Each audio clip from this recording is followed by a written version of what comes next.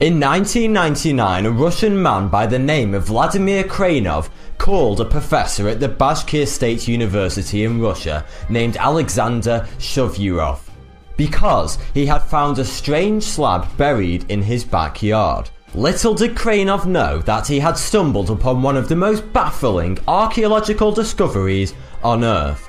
The slab was so heavy that it took over a week to unearth. The stone slab was named the Dashka Stone, but later became to be known as the Map of the Creator. This 5 feet tall slab weighs over a ton. The stone contained representations of civil engineering works, weirs, irrigation systems, and powerful dams. A group of Russian and Chinese specialists in the fields of cartography, physics, mathematics, geology, chemistry, and the old Chinese languages researched the slab and identified it as an extremely detailed relief map of the Ural region of Russia. Such maps are used by the military today. Scientists dated the map at over 120 million years old, but specialists argue that it would be impossible for an ancient stonecutter to make such a detailed map, and that it has to have been machined using extremely precise cutting equipment, which doesn't match up with the map's creation date. Some say that the Map of the Creator is therefore proof of an advanced ancient civilization that also had flight. The map continues to undergo scientific testing and baffle scientists to this day. The Ural Relief Map, also dubbed the Map of the Creator, showing a relief scale of the entire southern Urals, the slab accurately shows its 3 main rivers, the Belia, Afimka and Sutoka, as well as the Ufa Canyon. After the map was studied further, it was understood to show a giant irrigation system, consisting of 2 500-meter wide channel systems, 12 dams, each 400 meters wide, 10 kilometers long, and 3 kilometers deep. It is calculated that 1 quadrillion cubic meters of earth were shifted to allow for the dams to be built. After initial tests failed to provide an age for the stone, a breakthrough was made when 2 types of prehistoric shell were found embedded in its surface, Novicopsinum unitus and Eculeomphalus princeps. The former existed 500 million years ago, while the latter existed 120 million years ago. Scientists place its actual age at 120 million years. Many years ago, I was speaking in Union Center, South Dakota. Union Center is right there. It's not even on the map. And South Dakota puts everything they can find on the map just to fill in the white places. There were 40 people in the whole town. 38 of them came to church. I don't know where the other 2 were. Probably out pulling a calf, I reckon. But we had a great time. It was a wonderful little church out there in the country. The preacher said, "Hey, Brother Holford, let's go down to Rapid City. They've got a museum with dinosaurs." I said, "Man, I like dinosaurs. Let's go." So we all drove down to Rapid City.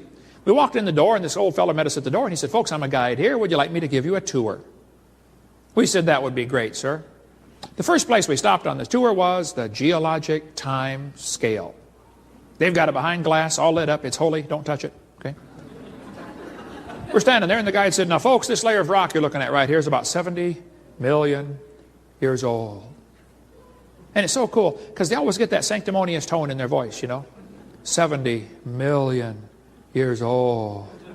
Oh.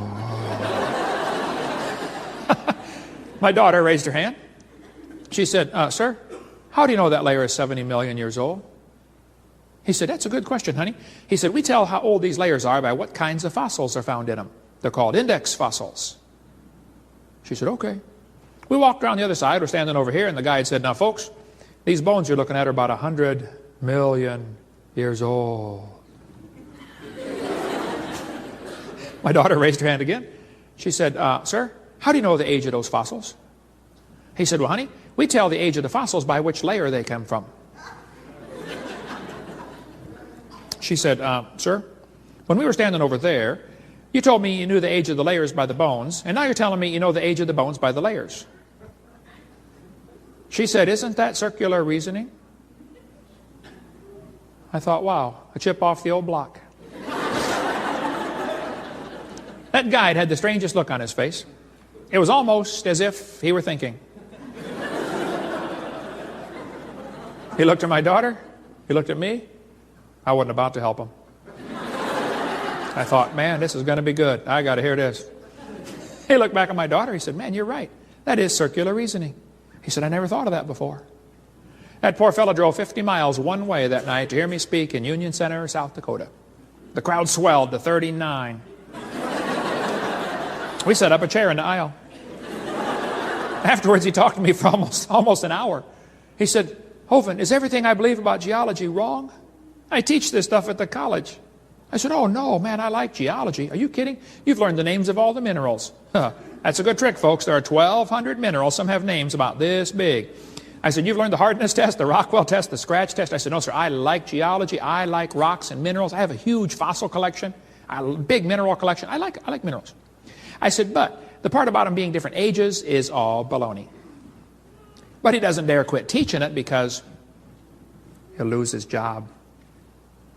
See, people who don't support the evolution theory lose their job in public schools. That's the way it works. We cover more on that on video number 7. It's a carefully protected state religion.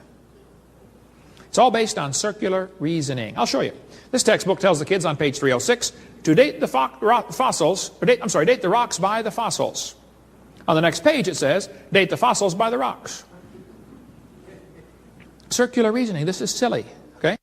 This guy says, the intelligent layman has long suspected circular reasoning in the use of rocks to date fossils and fossils to date rocks. The geologist has never bothered to think of a good reply. This guy says, I can think of no cases of radioactive decay being used to date fossils. If they tell you they date the fossils by carbon dating or potassium argon or one of those other ones, they're wrong. That's not how it's done. Fossils are dated by which strata they come from. Strata are dated by which fossils they contain. Circular reasoning. Radiometric dating would not even be feasible if the geologic column had not been erected first.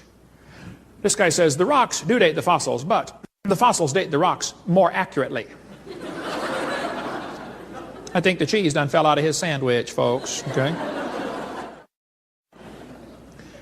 If somebody charges you with circular reasoning, here's how they answer them. They say, the charge of circular reasoning in stratigraphy can be handled several ways. It can be ignored. It's not the proper concern of the public. In other words, it's none of your business how we do it.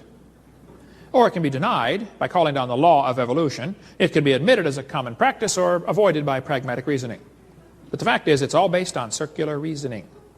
I like to ask the evolutionists, I'll say, fellas, your geologic column contains limestone quite a few different places. I mean, if I just handed you a piece of limestone and said, how old is it? How would you know if it's 100 million year old Jurassic limestone or 600 million year old Cambrian limestone? I mean, they're both limestone. How would you know the age of it? They'd say, oh, that's easy. We would tell by the index fossils. Precisely my point. This textbook shows the kids a trilobite. And it says a trilobite's a good index fossil. If you find a trilobite, it probably lived 500 to 600 million years ago. I don't think so. Somebody found a human shoe print where the guy had stepped on and smashed a trilobite. They asked geologists all over, how could a human step on a trilobite if trilobites lived 500 million years ago? One guy said, well, maybe aliens visited the planet 500 million years ago. Hey, those aliens will do it every time.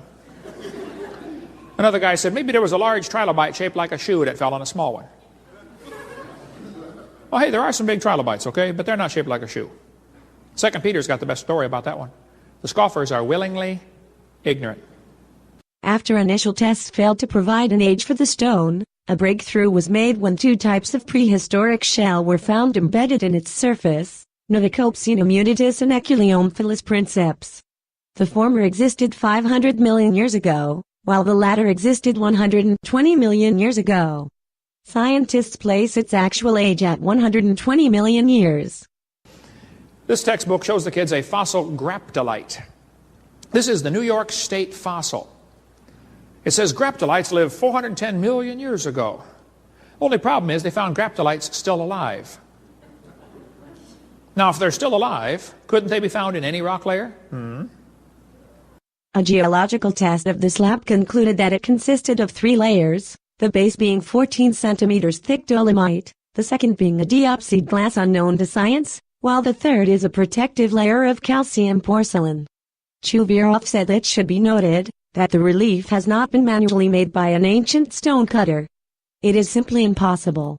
It is obvious that the stone was machined. X-rays confirmed it was made by precision tools. Interestingly, scientists believe that the map is actually part of a relief map of the entire world, due to the crudeness of the areas around the map's perimeter. Soil tests have 400 types of soil in the area, in comparison to the ones found embedded on the stone, have allowed scientists to narrow down the possible location of other pieces to 4 specific areas around the village of Chandar. So what is the Ural relief map? It remains a mystery.